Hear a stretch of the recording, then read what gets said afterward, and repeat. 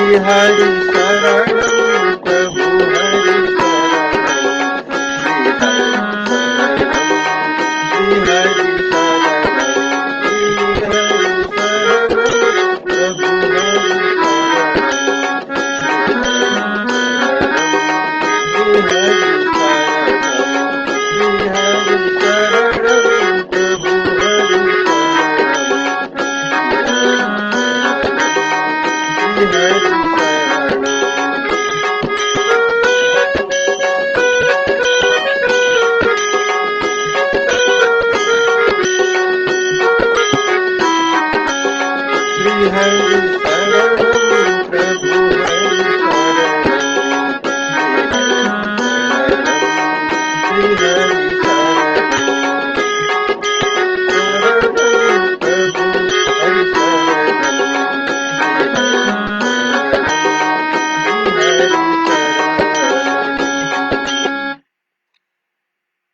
जय श्री कृष्ण, जय श्री हरि।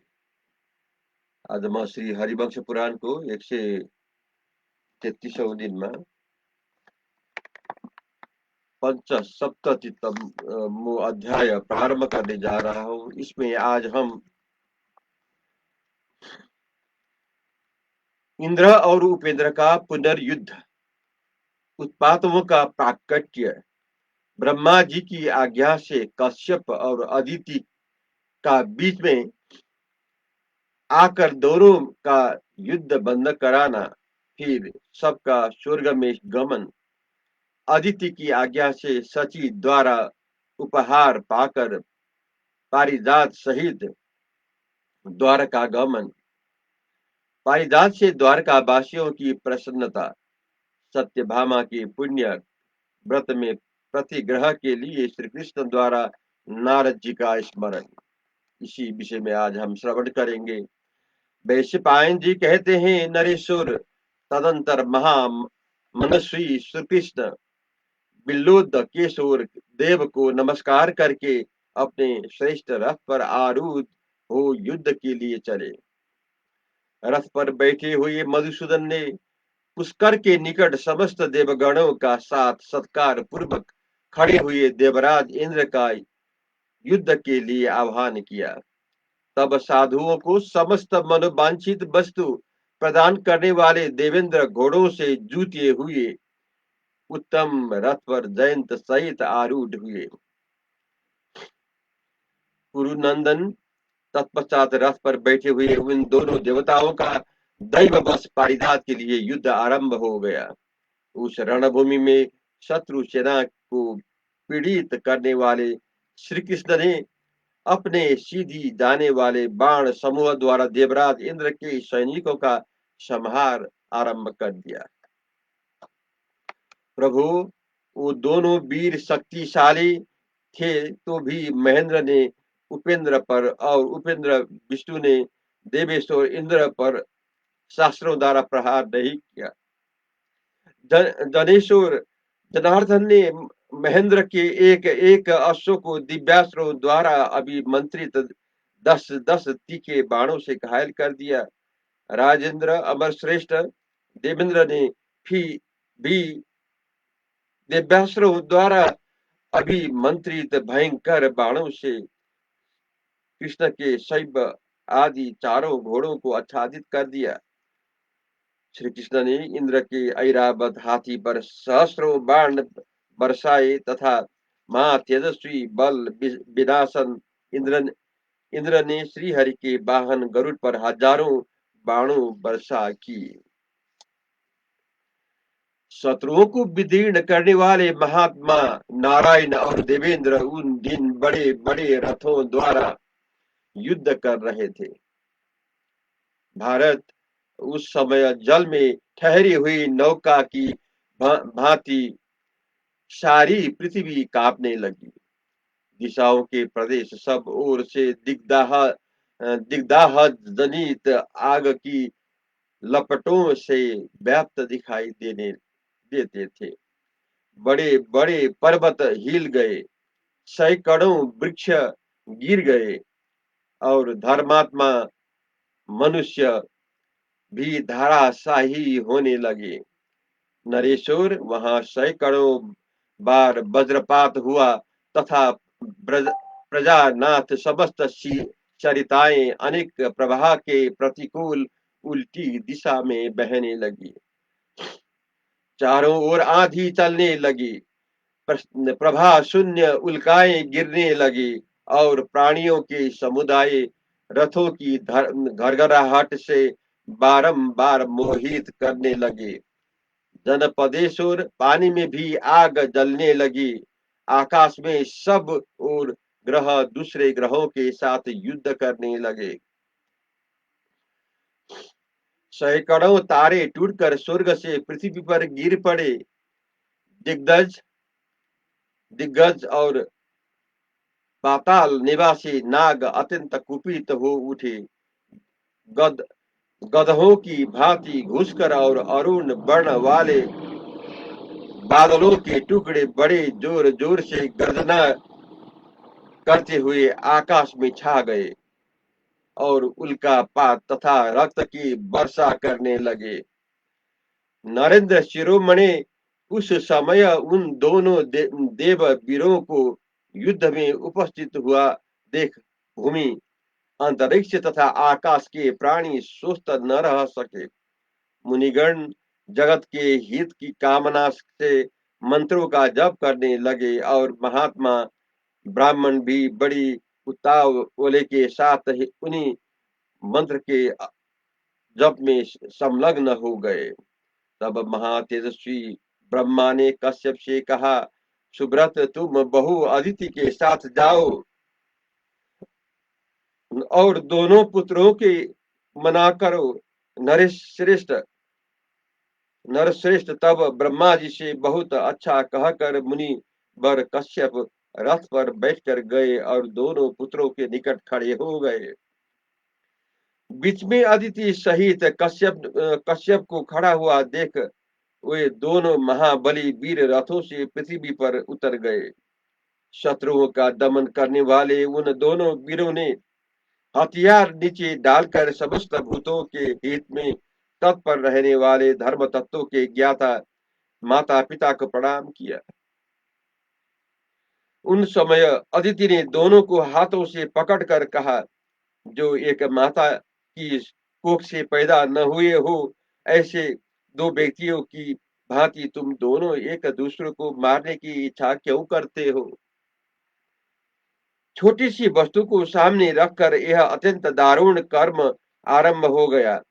मैं सब प्रकार से विचार करके देखती हूँ तो यह काम मुझे अपने पुत्रों के योग्य नहीं दिखाई देता।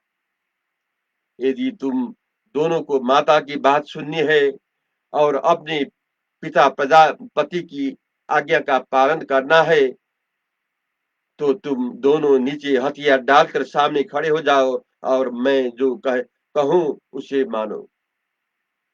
तब बहुत अच्छा कहकर दोनों महाबली देवता स्नान की इच्छा से परस्पर कहकर दोनों महाबली देवता स्नान की इच्छा से परस्पर बात करते हुए गंगा तट पर गए। इंद्र ने बोला, कृष्णा, तुम समस्त संसार की सृष्टि करने वाले प्रभु हो। तुमने भी सारी त्रिलोक के राज्य पर मुझे स्थापित करके फिर किसी लिए मेरा अपमान करते हो? कमल नयनन, तुम मेरे भाई होकर भी मेरी ज्येष्ठता को दूर हटाकर उसका कुछ भी ख्याल न करके कैसे मेरे जीवन दीप को सदा के लिए बुझा देने चाहते हो? नरेश्वर, गंगा जी के जल में नहाकर दृढ़ता पूर्वक उत्तम व्रत पालन करने वाले वे दोनों महात्मा श्री कृष्ण और इंद्र जहाँ कश्यप और अदिति विद्यमान थे वहां पुनः आ पहुंचे। मुनि लोग उस स्थान का नाम प्रिय संगमन बतलाते हैं, जहाँ वे दोनों कमल लोचन बंधु माता पिता मिले थे। कुरु नंदन तदंतर श्री कृष्ण ने इंद्र को उस स्थान पर अपनी वाणी द्वारा अभिदान किया जहाँ समस्त धर्माचारी देवता एकत्र थे। तत्पश्चात सब देवता उत्तम समृद्धि से जो उन्हीं के अनुरूप थी युक्त हो अपने अपने विमानों द्वारा स्वर्गलोक को गए। राजन, कश्यप, अदिति, इंद्र और श्री कृष्ण, ये सब लोग एक विमान पर बैठकर स्वर्गलोक को गए। गुरुनंदन सर्व सद्गुण संपन्न रमणीय इंद्र भवन में पहुंचकर वे समस्त धर्माचारी महात्मा बड़े आनंद के साथ एक ही जगह ठहरे। धर्म वत्सला सच ने समस्त भूतों के हित में तत्पर रहने वाले पत्नी सहित महात्मा कश्यप की परिचर्या की। तदंतर जब रात बीती और प्रातः काल हुआ, तब धर्म के तत्वों को जानने वाली अदिति ने श्री कृष्ण से यह समस्त प्राणी के लिए हित कर वचन कहा। उपेंद्र, द्वारका को जाओ और पारिजात भी ले जाओ। इस बहु सत्यभामा के हृदय में जो पुण्यक नामक व्रत का उत्सव करने की इच्छा है, उसे पूर्ण कराओ। पुरुष श्रेष्ठ, सत्यभामा द्वारा पुण्यक व्रत का अनुष्ठान पूर्ण हो जाने पर फिर तुम ही इस वृक्ष को नंदन वन में यथोचित यथोचित स्थान पर स्थापित कर देना। तब श्री कृष्ण ने यशस्वी देव माता अदिति से, जिन्हें महात्मा नारद जी ने धार्मिक गुणों से संपन्न बताया था, कहा, ऐसा ही होगा। तदंतर पिता माता को तथा सची सहित महेंद्र को प्रणाम करके श्री कृष्ण द्वारका की ओर प्रस्थित हुए। गुरु नंदन, उस समय धर्मचारिणी सची ने श्री कृष्ण को सभी पत्नियों के लिए बहुत से उपहार दिए। मनस्विनी सच ने उनकी 16,000 पत्नियों के लिए सब प्रकार के दिव्य रत्न तथा भांति भांति रंगों के में रंगे हुए और कभी मलिन न होने वाले बहुत से वस्त्र श्री कृष्ण को अर्पित किए। महातेजस्वी श्री कृष्ण वह सब उपहार लेकर द्वारका चले। पुण्य कर्म आकाशचारी प्राणियों से पूजित होते हुए तेजस्वी श्री कृष्ण सात्विक और अपने पुत्र प्रद्युम्न सहित रैवतक पर्वत पर पहुंचे। श्रेष्ठ वृक्ष पारिजात को वहां स्थापित करके श्री कृष्ण ने सत्य सात्यकी को द्वारशालिनी द्वारकापुरी को भेजा। श्री कृष्ण बोले, भीमवंशी यादव में भीम कुल की वृद्धि करने वाले महाबाहो, तुम द्वारका में जाकर यह सूचना दे दो कि मैं इंद्र भावन से पारिजात वृक्ष को यहाँ लाया हूँ। आज मैं द्वारकापुरी में पारिजात वृक्ष का प्रवेश कराऊंगा, अतः नगर में सुंदर ढंग से सजावट की जाए। प्रभु श्री कृष्ण के ऐसा कहने पर सात्विक नगर में गए और उनका संदेह सुनाकर सांब आदि कुमारों तथा नागरिकों के साथ फिर वहीं लौट आए। तदंतर रथियों में श्रेष्ठ प्रद्युम्न ने पारिजात को अपने आगे गरुड़ पर रखकर सबसे पहले रमणीय द्वारका पूरी प्रवेश किया। फिर शैव आदि घोड़ों से जुते हुए रथ के द्वारा श्री कृष्ण ने पारिजात का अनुसरण किया। उन्हीं के श्रेष्ठ रथ द्वारा सात्विकी और सांब भी गए। नरेश्वर, जो अन्य वंशी थे, वे अनेक प्रकार के वाहनों द्वारा महात्मा श्री कृष्ण के उस कर्म की प्रशंसा करते हुए बड़े हर्ष के साथ पुरी में प्रविष्ट हुए। सात्विकी से पारिजात हरण का विस्तृत समाचार सुनकर यादव तथा नागरिक अप्रमेय स्वरूप श्री कृष्ण के उस कर्म से बड़े विस्मय को प्राप्त हुआ। राजन, उस महान अभ्युदयकारी दिव्य पुरुष वाले वृक्ष को देखकर अंतर्निर्वासी बड़े प्रसन्न हुए। वे बारंबार देखने पर भी तृप्त नहीं होते। उस वृक्ष पर बहुत से पंछी मदमंत होकर केकीला में आसक्त हो रहे थे। उस अद्भुत अचिंत्य एवं उत्तम वृक्ष का दर्शन करने वाले वृद्धों की वृद्धावस्था तत्काल दूर हो गई। उस वनस्पति की गंध सुनकर रोगी निरोग हो गए। और जिनकी आंखें पहले अंधी थी, वे उस समय दिव्य दृष्टि से संपन्न हो गए। पारिजात वृक्ष पर सफेद कोकिलाओं के मधुर बोली बोलते सुनकर आनंद अनर्थ अनर्थ देश के निवासी मन ही मन बड़े प्रसन्न हुए और भगवान जनार्दन की वंदना करने लगे। उस वृक्ष के समीप गए हुए मनुष्य नाना प्रकार के वाद्य और मीठे मीठे गीत सुनते थे। मनुष्य अपने मन में जिस जिस मनोरम सुगंध के लिए संकल्प करते थे, वही तत्काल पारिजात वृक्ष के उनकी घ्राणेन्द्रिय में प्रकट हो जाती थी। तदंतर यदुनंदन श्री कृष्ण ने रमणीय द्वारकापुरी में प्रवेश करके महात्मा वसुदेव तथा माता देवकी का दर्शन किया और फिर क्रमश कुकुर वंश के अधिपति उग्रसेन, भैया बलराम तथा यादवों में जो बड़े बूढ़े माननीय देवोपम पुरुष थे, उन सब से वे मिले।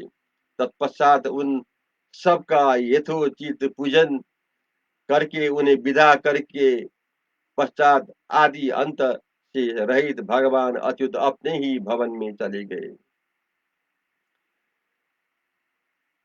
गद के बड़े भाई उन मधुसूदन ने तरुण श्रेष्ठ पारिजात को लेकर सत्यभामा के भवन में प्रवेश किया।